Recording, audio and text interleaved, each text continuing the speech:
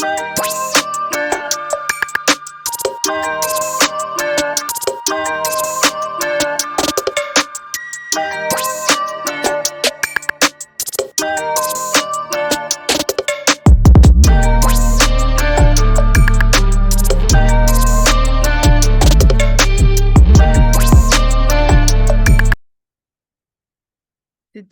my guest is Abby Ayoola. And in this episode, we discuss about different things from a bitter divorce in her first marriage, how she has navigated through that, and how growing up has made her being this woman she is today, disciplined, go-getter lady, and so many other things. So let me tell you some things about her. Abby Ayoola is one of the cast members of Naija Wives of Toronto, a reality TV show that follows the lives of Nigerian women living in Canada. Abby was born in Lagos, Nigeria, and later moved to Canada at the age of 12. With her outgoing personality, fashion sense, and love for adventure, Abby was a perfect fit for the Naija Wives of Toronto cast. Abby's charisma and ability to connect with people made her a fan favorite on the show, and she quickly became known for her family and frankness. In addition to her TV work, Abby is an entrepreneur and owns a successful media, food, and tech brand where she educates, empowers, and enlightens mothers. Throughout her career, Abby has been committed to empowering women and promoting positive cultural representation. She uses her platform to inspire and motivate people to pursue their passions and live their best lives. Abby continues to be a role model and a source of inspiration for many young women, both on and off the screen. Let's meet Abby. Welcome, everybody. Welcome to another episode of the Gaby U Show. Today, I have an amazing guest, Abby Ayoola. Abby Ayoola, welcome to the Gaby U Show. Thank you so much, Gabby, for having me. Yes. So happy for you taking your time today.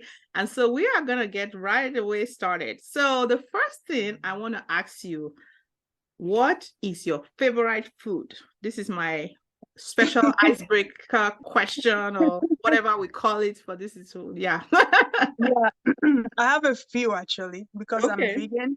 I eat plant-based food, so I have taco salad, veggie thali, which is like an Indian food. Then I have like plantain and vegan egg. I like beans and roti, and what else? And like burrito bowl. So I like different food from different cultures. Oh, so if we put all the country, like this country, this is my favorite here. Yeah, It seems like Mexico. you mentioned from like Mexican food, Indian food, because you say roti. I think roti is Indian. Yeah. Even falafel too. Falafel, so Middle Eastern. Yes, falafel, yes. Okay. And you mentioned plantain, which Nigerians, Jamaicans, we love our plantain. We don't joke with our plantains, okay?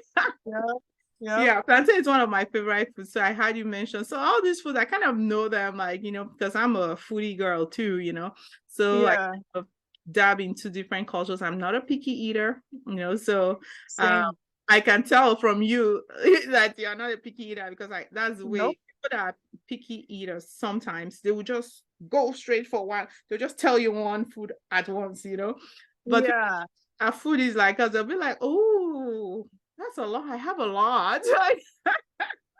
They don't like trying new food. Yeah. You'll be surprised that not a lot of people know what plantain is. I remember one time in 2019, I went to Myrtle Beach for a vacation, and we went to the grocery store there, and we're looking for plantain.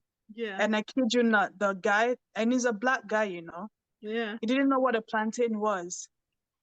I'm like, what? Who doesn't big know what bananas. plantain is? That's what some people call it, the big bananas.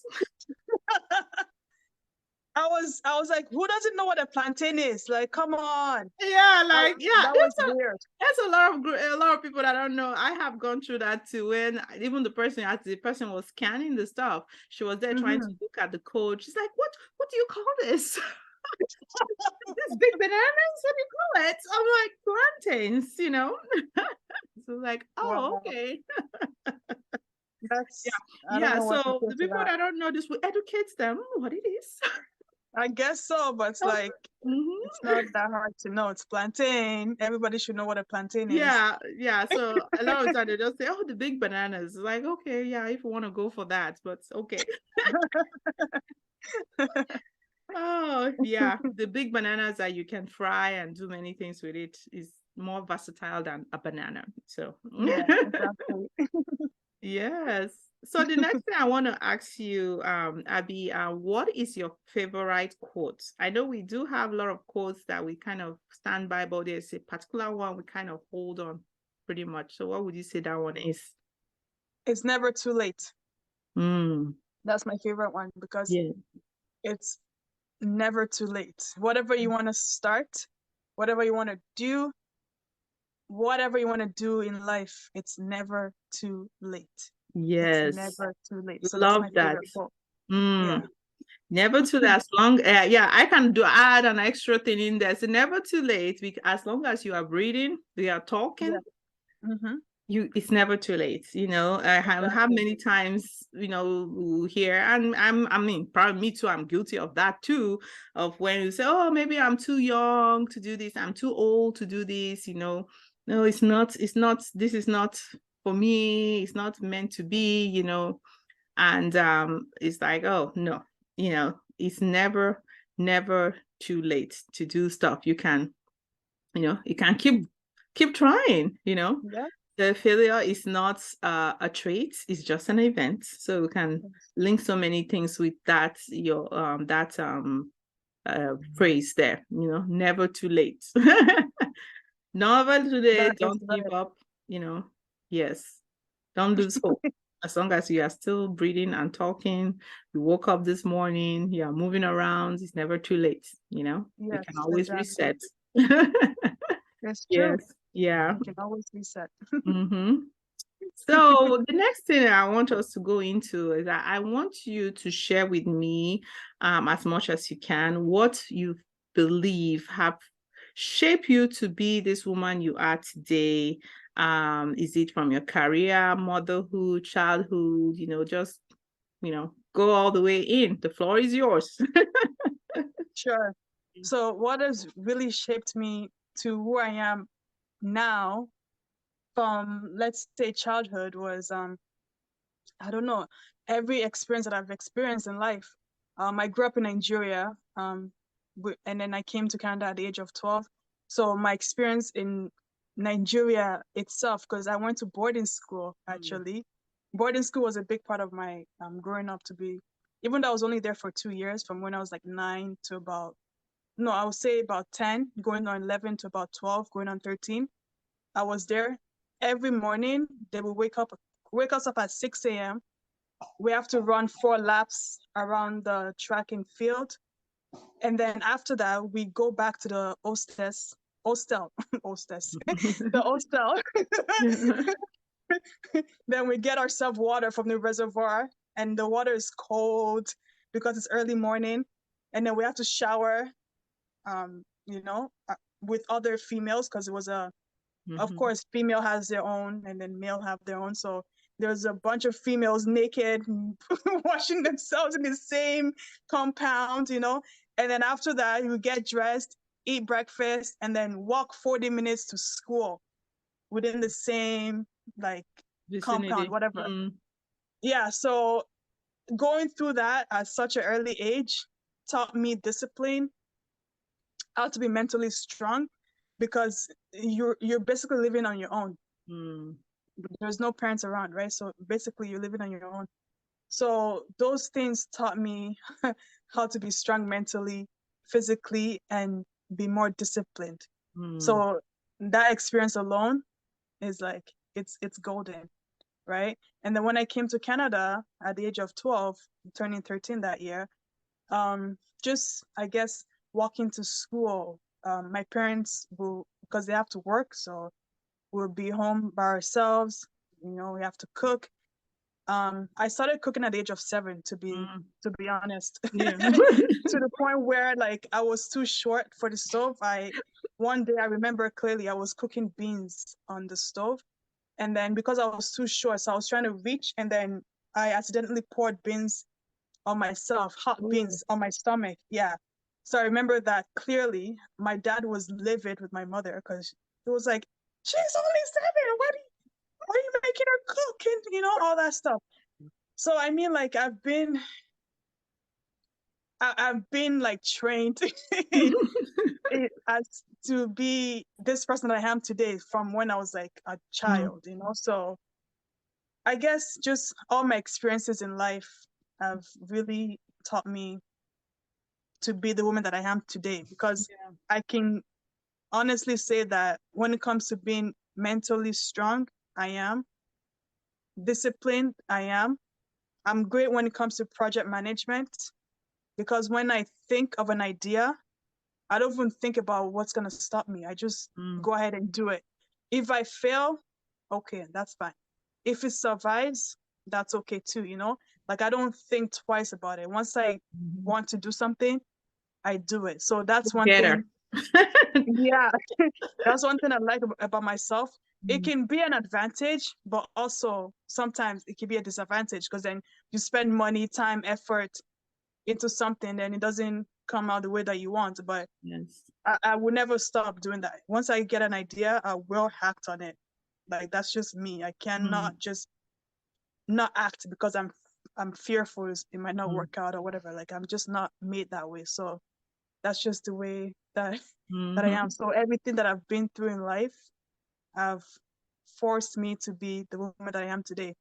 Like for example, even in my adulthood, like maybe like 7, 8 years ago, I've been like a victim of domestic violence, mental, was it physical? There's physical abuse, mental abuse, you know, all those things. Like I wasn't in my first marriage, I wasn't allowed to like bring friends over to the house. You know, it's just like a lot of things. I'm like, you're not my father, bro. You know, just trying to be like like a father telling me you can't do this, you can't do that. And me, I'm very strong-minded. Like no one can tell me what to do. That's one thing I hate about people that wants to tell me what to do. Like I define them. Like I'm like, nope, you're not gonna tell me what to do. Even if you're right or wrong. I'm like, nope, I'm gonna do it my way, you know. So I'm stubborn in that way. And I know that I am, you know. So, you know, like I've been through my first marriage, now I'm in my second one. I've learned a lot. I've calmed down a lot, you know. So it's just, yeah, life in general has taught me to be this person that I am now, calm, collected, and strong. Yes. Wow. Going through all that process. So, when, talking about you going through this domestic violence thing, how did you navigate through that process with that? Yeah. So I navigated through that process by getting myself, for me, I've always made sure, even before I started my own business, I've always made sure that I had a job, right? Like I didn't depend on a man or anybody to provide for me. Like I've always been very independent, you know, like I've always had a job. Like when I was in high school, I had 2 jobs and going to high school, you know? So I've always been that person that I don't want to be stuck somewhere. I want to have options. I want to be able to help myself when I need to help myself. So once I realized that this wasn't going to work, I, you know, started planning for my exit. So just saving up money, looking at different things that I can do, and just working on myself until eventually I was able to leave. Even though when I left, we both got assault charges because we fought, fist fight. But I felt like that fist fight had to happen for everything to be clear. Like we are done, you know, because you know sometimes when you tell somebody you're done, they think you're joking or they don't think you're serious. So having that fist fight between me and my ex-husband helped to make it solid, like it solidified everything that, you know what, this is it. We are done, you know? So yeah. Wow. Oh my goodness. Yeah, that I is know. tough. Yeah. I mean, like, how would you say with, I mean, like, going through that process, did you feel like a lot of people judge you on that? How did you get support with that? What? Of course I got judged, especially because, okay, this is, all right, let me dial it back. All right, between my mother and my father, I'm the only child. Then I have half siblings on both sides. So on my mother's side, I have two brothers, and then on my father's side, I have one brother and two sisters, right? So the ones on my mother's side are in Nigeria, and the one on my father's side are in Canada. So when I was going through the divorce with my first husband, the ones in Nigeria, especially the one that came after me, is like, is it after 3 children that you know you want to divorce your husband? If you know you want to divorce, why did you have so much kids for him? You know, stuff like that. And then of course my father too, chimed in like, you shouldn't have had that much children then if you know you wasn't gonna last. But like nobody goes into a marriage And thinking it's gonna end, that right? you want to exit, you give. Exactly. So they were just like blaming me for, most of the stuff. And I'm like, you guys are not in my shoe, right? Because from the outside world, the guy looks like he's calm, nice, but no one knows what I go through within the marriage, right? So you can't tell me what to do because you're not in my shoe. So when they were saying all those things, I was like, you guys want me to end up miserable, right? I'm like, I reject it. I don't care what you guys have to say. I'm going to do what's best for me. So I did what was best for me by leaving, regardless of what my family members were saying. Yeah. So, yeah. And this is the thing that a lot of the times, in like in marriages, in careers, business, different stuff, that sometimes the decisions that we make, we kind of feel like we are wanting to pull back. We don't want to do it because your family or your friends will tell you what to do, and they probably, a lot of the times they mean well, they are just, sometimes they cannot have that objective way to see, they, and it can be a really big struggle because you feel, sometimes you might feel like, oh, these are people that are supposed to supporting me and they are not helping me, and it can cause a lot of stress. And this is why, and this is why it's something I have talked in so many of my other episodes about, when we're going stuff through issues like this. It's not to solely depend on the family or friends and getting an external, like, I don't know, like therapy. So for you, I don't know, in this case, did you do therapy or have an external, any of that?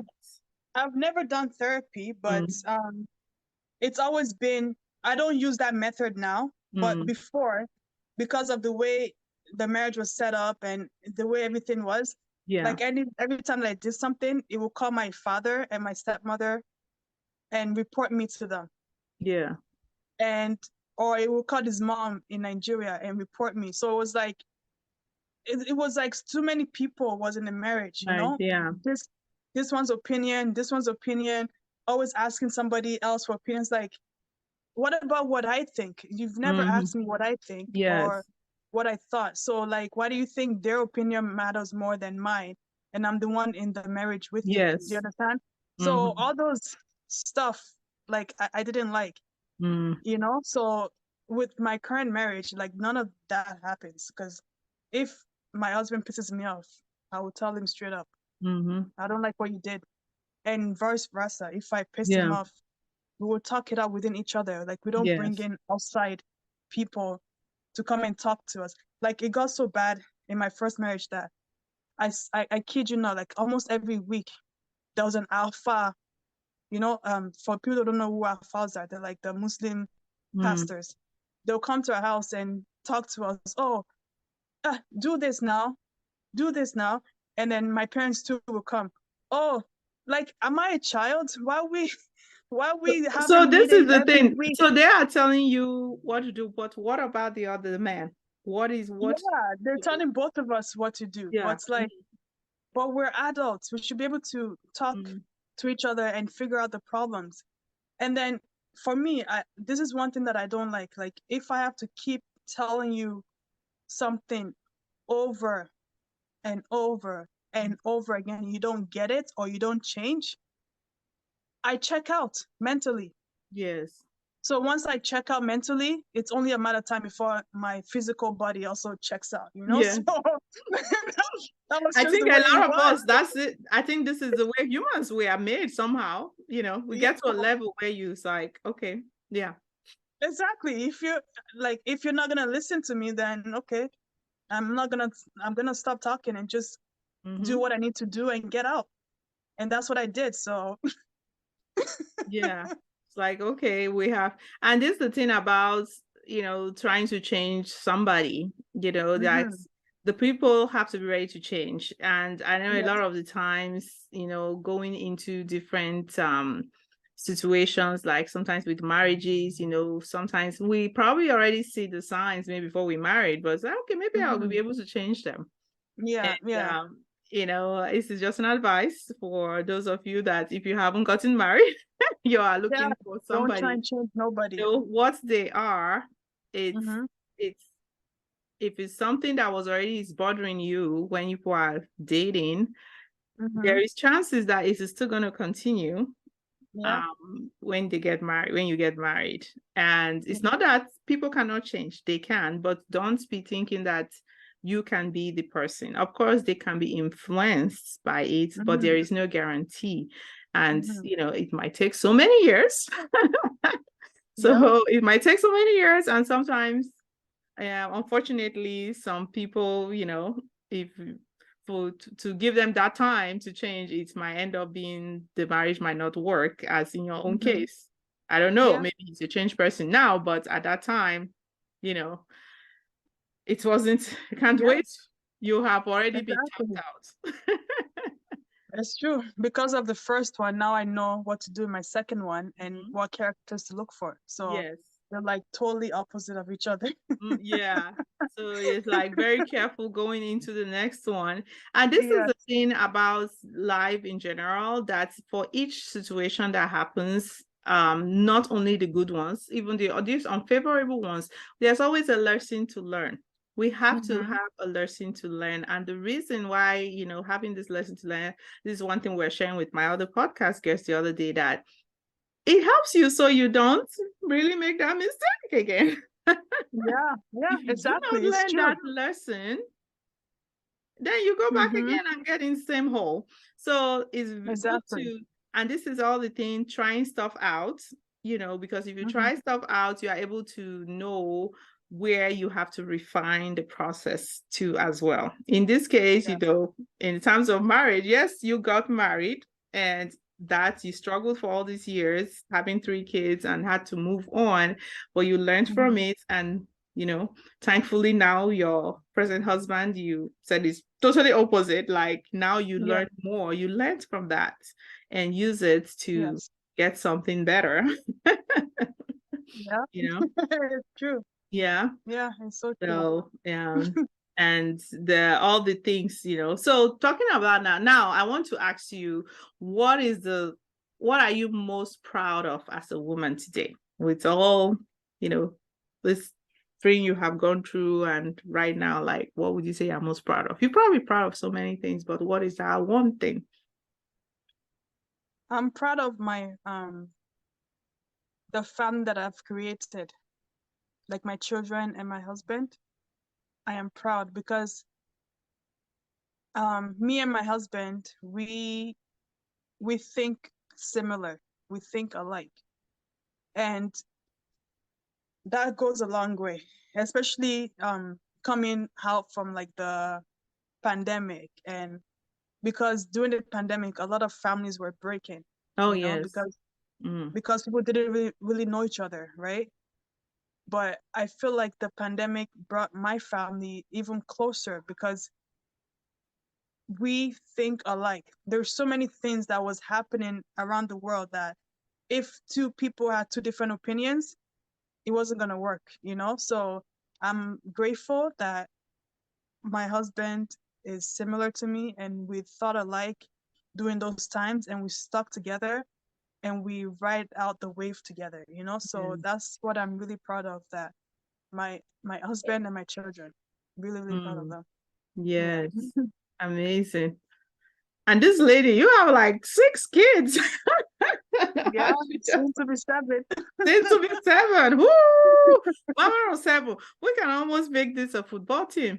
I know, Mama of 7. I can't believe if anyone has told me when I was growing up that I was gonna have 7 kids, I would tell them, you're lying. Yeah.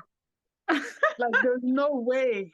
There's no way. What are you talking? No That's how way. Even me that have 5, even when I say the number, I'm telling my husband, 5. I can't even say that number 5. How would I have 5? Honestly, God knows what he's doing, because if he had revealed to any one of us that have big families that this was the amount of children we would have, most of us would be like, no, thank you. Way. Yeah. It's like, no, not me. Maybe that person, but not me. Yeah. But because it knows us and it knows how we are, so it lets it happen one at a time. So you're not like overwhelmed. Yeah, just trust and obey and just go with the flow, because that's the thing, that God doesn't show you like say, oh, let me show you how you be like, no, that's not gonna happen to me. Exactly. Little bit by little bit, as much as you can take, because if he gives you all, you are gonna pass out and be like, you exactly, it's true. Like you won't make it. It's so true. He knows exactly what he's doing. He just gives it to you one at a time. Let's just give her all this at once. That is amazing. Yeah. Yeah, he gives us the strength. He gives us the grace to be able to do it. He has chosen you. He has chosen us to be the mother of these our children. He knows you are capable of taking care of them, and he's giving you this duty to so we should be grateful, thankful, and I'm grateful. I'm very grateful. Very, very grateful. Because a lot of people want to be in your shoes, like I mean, of course, truthfully, as a mom, there are some days it's not always rainbows and smiling and all. There are some days we are, of course, like, whoo, I can't do this today. Me, I just tune them out. If it gets too much, I just go for a walk. Yeah. But like, I'll be right back. Yeah. Just go for a walk and then come back all calm. Go only shopping. You tell your husband to take care of the kids. I'm going shopping. Oh no, I don't go. Me and shopping. I like to do. I don't know. I just don't have the energy. It takes a lot to go shopping. I don't have the energy that I'd rather just go for a walk. Malik, what are you doing? I have a little one here. She's already here. Yeah. Hello. The 11-year-old one. Just snuck into my podcast. You'll be on TV. Yeah. So what would you say, before we round up this podcast today, I want you to give, what are some of the encouraging words you want to give whoever is listening today? Okay, so for the mothers, definitely take time for yourself. I know sometimes we put our children first, we put our husbands first, but you also have to be first, because if you don't take care of yourself, how are you going to take care of anybody else, right? So that's for the mothers. For the entrepreneurs, you can do it. It doesn't matter how much children you have. There's always time and place, and you just have to make that time. So it's all about having time management, you know, get journals, you know, like planners, things like that will keep you on your toes. Like I use my calendar a lot on my phone. I use my journals, like I write down things like ideas, steps I need to take, things like that, things I need to do. Even when it comes to the children, just having a schedule and knowing exactly what you need to do on a day-to-day really helps, right? So just, yeah, as a mompreneur, entrepreneur, whatever, like you can do it. So don't think because you have children, your life is over. It's not. Your life is just starting, actually. And whatever you do, your children are looking at you, looking up to you. So you have to set that example and let them see that, you know, no matter what life throws your way, and no matter what life, like no matter where you are in life, you're able to accomplish whatever you put your mind to, whether that's going to school, whether that's starting a business, whether that's traveling, or even like going out with your friends, whatever, like you can do it. It's just all about planning. Plan it out and you will get it done. So don't ever think that having children is a death sentence, because it's not. It's a blessing. Because I know a lot of people take having children like, oh my gosh, my life is over. I can't do this. Like, for example, I don't know. There was a news, I think it was like last year. This young girl, I think she was like 17 or 18. She left her daughter, I think it happened in UK. She left her daughter alone for 2 to 3 days so she can go out and party. And then when she came back, her daughter was dead, you know, because she left her alone. So for someone like that, it's like, I know, you know, because she's still young, she wants to party and hang out with her friends, and and and I'm sure she thinks her child at that time was a baggage, you know. But it's like, you just have to change your mindset. Like, your children are not baggages. If you need help, ask for help. I'm sure the father has family. I'm sure she has family or friends that she can have asked to look after the daughter, right? Like, you don't have to suffer yourself or your child because of you want to go party, you know? A party will always be there. And before you know, the kids will be grown and left. Exactly. There will always be a party. Like, you're not missing out on anything. Because I was like that. So I was a young mother. So not like I would leave my children by themselves. I mean, like, I would still like to act like I'm single and no children and want to go out every time there's something happening. I would want to do that because I was still young. But then as I was getting older, I'm like, this is stupid. Like, the party will always be there. I'm not missing out on anything. You know, but I understand the mindset at that time. It's like, you're missing out, blah, blah, blah. But there's it's always like, creative way. I promise you, time goes by fast and you're not missing out on anything. I promise you that. Like, nothing is out there. So just take care of your children, have fun, and live your best life. Yes, that's right. Yes, right. Yes.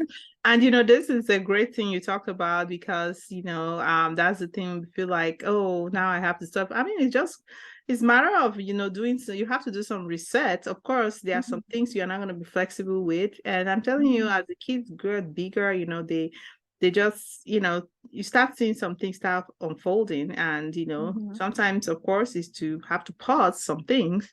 And you know, but there are many ways of being creative, of, you know, still taking care of yourself, still doing fun stuff, you know, and planning, you know, talking about planning stuff around, and, you know, seeing how, you know, with your spouse schedule, or if you're a single mother, you know, finding who people around, the different childcare things you can do, you know, and so many ways, so many it's true. ways you can do stuff, so many things, you know, and you will be, you know, happy to, you know, that you've done this, because like for me personally, you know, having kids of all ages, pretty much, you know, I have from 20 to 17 months old. I mean, the 20-year-old, I don't even see her, you know, she's gone doing her own business, doing her stuff, you know. The 18-year-old is in college, you know, and, you know, the little one, he's there. The 17-year-old is always there wanting me to give him a hug and all that. And the other one, they don't have time like her, all these hugs.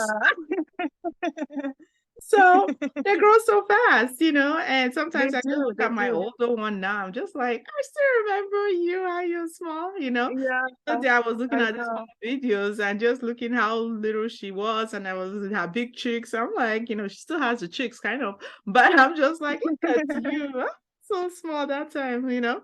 And I know these kids, they grow fast. They are a blessing. I know sometimes we feel that they are just stopping some of the things we are doing, but it is a lot of the time is mindset reset, and it can be done. Yes, it can be done. You can do it. It's never too late. Remember never that. too late. Here we go again. Yes, never too late. Yeah. So, how can people connect with you? If you can share with me some of the things you do that you know, people can benefit from, and you know, where do you usually hang? And all that. So I'm usually on LinkedIn. So it's under Abby Ayoola. So ABBY-AYOOLA. That's my name all throughout every platform: Facebook, Instagram, Twitter, everything. And you can support me by watching Naija Wives of Toronto on AfrolandTV.com. So it's an online streaming platform. It's free. So you don't have to pay anything. Just watch, tell your families, tell your friends. We actually also did Naija Wives of Hollywood. You can see the episode on YouTube. My magazine is called Mom's Ultimate Guide. So it's for mothers. It's a lifestyle magazine for mothers. It's out quarterly, so you can get that on any online subscription website where you subscribe for your magazines. Yeah, pretty much that's it for now. Just support. Yes. Help your girl out. Go on Amazon. And I have books and journals on Amazon. I always forget to say that. So just go on Amazon, type in my name, Abby Ayoola, ABBYAYOOLA. All my books and journals will show up. Feel free to buy more than one or two, you know, like, buy one and get one for a friend. Exactly. Tell your friends, families, you know, watch the show. Subscribe to the magazine, buy the books and journals, you know, that's all, you know. I'm not difficult. That's all I ask. That is so awesome. So you see, this girl, she's doing a lot of stuff. Mama of 6, going to be 7, and look at all the things she's doing. So please, you guys, these links, I'm going to be putting them all on the description area. You know, this is going to be on YouTube. It's going to be on Apple, Spotify, and any of the other places you get podcasts. You're going to see this information she's talking about. And you guys go support her, check it out, you know, want to support each other. And this is one of the things I'm doing the show like this, so we can know women out there, you know, how they have come to be, what they're doing, and giving you that encouragement that, hey, you can do this. You know, Abby doesn't have 2 heads. I don't have 2 heads. I don't do this stuff. If I can do it, you can do it too. Yes, we are not aliens or from planet Mars or where. This can be done, you know, with perseverance, you know, consistency, and just believing in yourself that you can do this, you know? Yes, definitely. Yeah. Very nice. Yeah. So thank you so much. I really appreciate you coming here, sharing with your stories, and thank you. Thank you. Thank you so much for having me. Thank you. I appreciate it. Yes. Yeah. Thank you. All right, people, this comes to the end of the Gaby U Show today, and I'm going to end this show with one of my favorite quotes from Maya Angelou that says, "When you know better, you do better." All right, see you guys next time. Bye-bye.